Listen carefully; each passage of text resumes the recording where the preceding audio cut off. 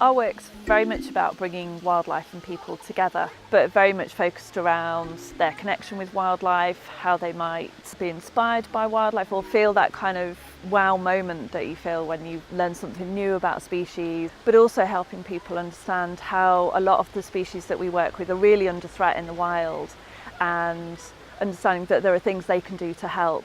So when visitors come to Chester Zoo and they meet some of the education team, it just makes their experience much richer.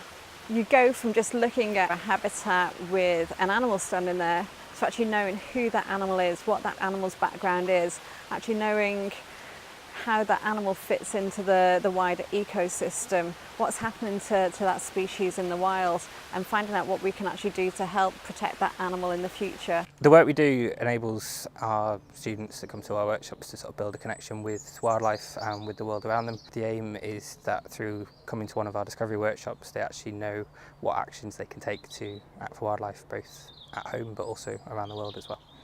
I think one of the challenges that we have, especially here at Chester Zoo, is we have so many visitors of all different ages, and we've got to appreciate that all these people with all these different motivations for being here will learn in different ways.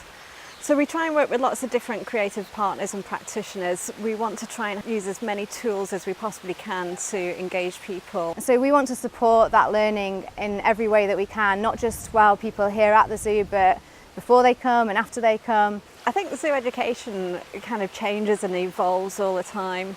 As new people join the team, we bring different skills.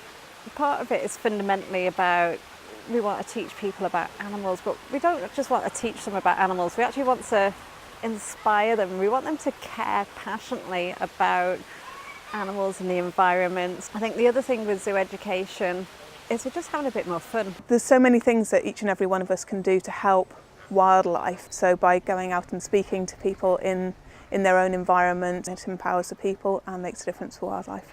With our international education outreach work, we are engaging with people to try and bring about behaviour change. So it's a very long-term investment. It's a very much a commitment from Chester Zoo to help these projects. It's about changing attitudes and behaviours, and that's why the research is really important to see if we are having that conservation impact. Environmental education is really important for conserving wildlife because people protect what they love.